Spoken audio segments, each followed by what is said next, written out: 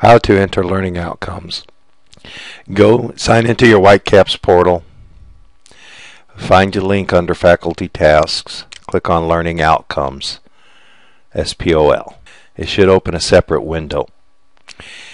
If you get this type of screen, there's a problem, just continue to the website. It is safe. Yes, there are problems with the security. Enter your username, which should be your normal username for logging on to the Whitecaps portal, your email, etc., and your password should be the same. You can click on, if you're on your private computer, to remember to log in. If you're not on a private computer, I would suggest you not do that. And click login. This program can be a little confusing once you kind of learn how to get around in it. It's not so bad, but it can be a little clunky. So you can just go right up here along these tabs here. Go to assessment, go to view my outcomes. Now I may make some mistakes here and you have to go back, those types of things, but if I do, we'll figure it out. And I realize that this isn't the screen that I wanted to go to. So I'm going to click back on assessment and I'm going to click on rubric data entry. Maybe that's the one. And I can never remember when I'm doing this, and I have to plug around in there. But this is the one. And you're going to see emergency medical services, or you're going to see your courses, and then click the plus down and locate the class that you need to enter your outcomes for. I'm going to go ahead and click on clinical first. And there are only two outcomes for each class currently. You're going to see 4 things listed. They're duplicated, and I'm not sure why. Now, when you first get into this, these lines aren't going to be, these colored dots aren't going to be here like that. It's going to look more like these two down here because I have already entered my outcomes here. But so let's do this. So click on this plus sign on the left hand side. Then you're going to see this pop up and click on add measurement. You're going to then be able to scroll down and you're going to see your students, all of your students' names. Now in something like a clinical, they either passed it or they didn't. If they didn't pass the clinical, if they didn't do and learn the skills, then they're going to get a 0%. But if they pass the clinical, if you gave them a passing grade on the clinical, it should be a 100% because this is a pass or fail rubric. Pass or fail learning outcome. And so put in your scores, your results, and make sure you type something here in use of results. If everyone's met it, we're going to say that results are within stated goals. We'll continue to monitor results. Then go up here and find the little disk icon. If you hover over it, you see it says save, and click save. Then you can see that your results are here. Your projected score was 100%, actual score 100%, and you can see that the use of results is listed right there. So then this is where this program gets a little clunky.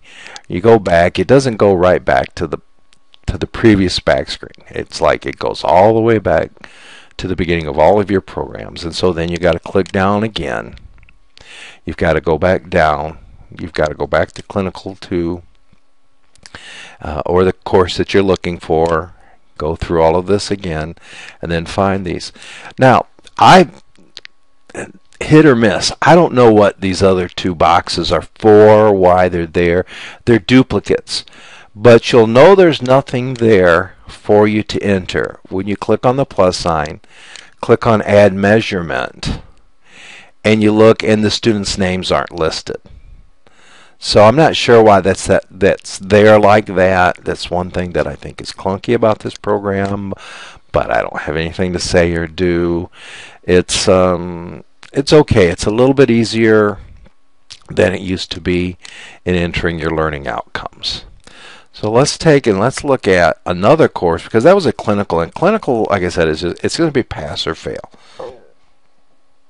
But let's say you go into your EMT basic. There are no records for me to display because that's not one of my classes. So I'm going to go back up here into cardiology just so that I can show you. And on these rubrics, the rubrics are going to measure some of the cognitive evaluations and the psychomotor skills. Now, if it's a psychomotor skill, again, that's just going to be pass or fail, either 100% or 0. They either passed the skill or they didn't.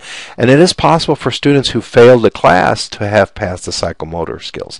I had that in cardiology. I had a student who failed, but she did pass the psychomotor evaluation part, which is my mega code. But let's go up here into the cognitive evaluations. And so I click on plus here. I take and click on add measurement, and I'm looking at this, and I scroll down, and there are no names. So great, I've gone in here for nothing. I need to go back. I've got to go click on all these plus signs to get back to cardiology. Get back to the rubrics. And so now I remember, okay, this one there was nothing in there. So I'm going, and currently you can read here, what are these based on? Based on your quizzes, your final exam, etc. I'm going to be changing these in the future, just so you know, but right now this is what we're dealing with right now, and I base mine on the final exam. So I'm going to go in here, notice that the projected score is 50%, and I'm going to add measurement. I'm going to scroll down, and I base this grade on what they got on their final exam. So I'll put in these scores according to what the students, how the students performed on their final exams. Then I'll be able to put in what were the use results, and if everyone passed or hit the benchmark, then we can just say we'll continue to monitor. This is the projected score, 50%. One of the things I'm going to change in my courses, in the intermediate and paramedic courses, this projected score is going to need to go up to 80%. I expect students to make 80% or better on these measurements, on these. So not sure why it's at 50%. This was something that was done years and years ago. Matter of fact, even before I got here. So I'm probably going to change that. But for now, the results are within stated goals, and we will continue to monitor the results. I'm going to hit save, and that's how we enter our learning outcomes. I hope this little tutorial helps you in figuring out how to enter your learning outcomes.